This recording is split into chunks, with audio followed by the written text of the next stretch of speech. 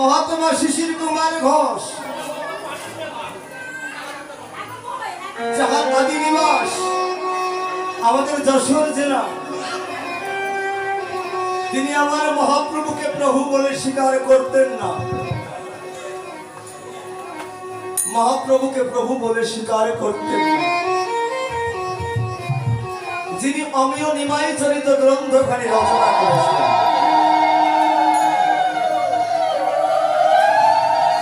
কোন একদিন তার অপর গুরুদেব তাকে অভয় দিয়ে আশীর্বাদ দিয়ে বললেন, শিশির, তোমাকে দিয়ে হয়তো ভগবানের কোন করুণা রয়েছে। আমি অদূর ভবিষ্যতে দেখতে পাচ্ছি তোমাকে দিয়ে প্রভুর করুণা কোন কর্ম সাধিত হবে। তুমি একদিন হলে জগতের কল্যাণ করবে।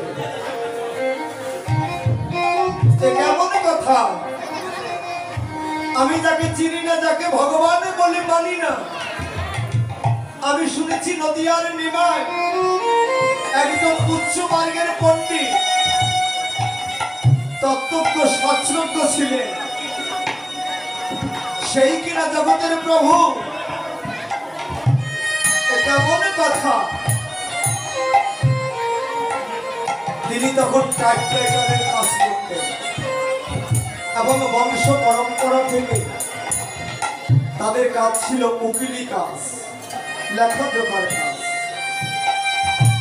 উনি সেই টাইপরাইটার কিনতে গিয়েছিলেন কলকাতায়। একটি পুরানো টাইপরাইটার কিনে সেই কলকাতা থেকে তার নদিয়াতে ভ্রমণ হয়। সাধু সঙ্গ সাধু সঙ্গ সর্বশাস্ত্রে লবমাদুর সাধু সঙ্গ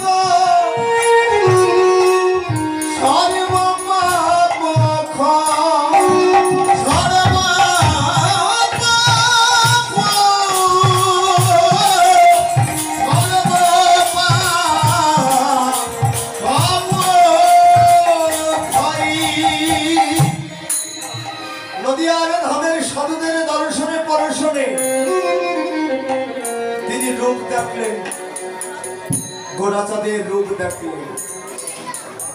গোরাচাঁদের অপূর্ব মহিমান্বিত রূপ দেখে এই তো মহাত্মা শিশির কুমার ঘোষ পাগল হয়ে যায়। ওগো, আমি গোরাচাঁদের ওই মৃন্ময়ী মূর্তিতে আমি কোন রূপ দর্শন করলাম? এমন রূপ তো আমি কোনোদিনই দর্শন করি নাই। সকলে দেখছে মৃন্ময় মাটির মূর্তি, আর আমি দেখছি ওই মৃন্ময় মূর্তির মাঝে যেন চিন্ময় গৌর হরি আমাকে দুটি হাত তুলে ডাকছে, ওগো শিশির একবার আমার কাছে আয়।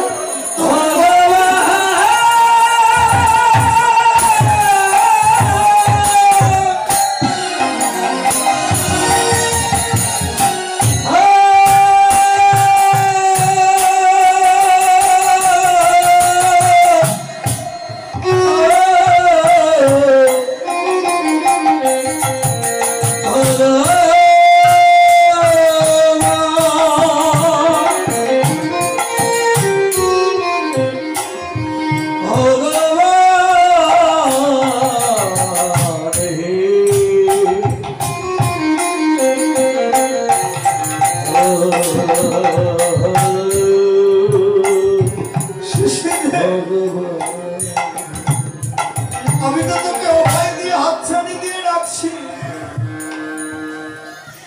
আমার লীলা মাধুর্য যতটা না চৈতন্য ভাগবতে প্রকাশিত হয়েছে, তার চাইতে যুগল মাধুর্য আমি তোমার হাত দিয়ে এই জগতে লিখে যেতে যাই। তোমার গ্রন্থের নাম হবে অমিয় নিমাই চরিত।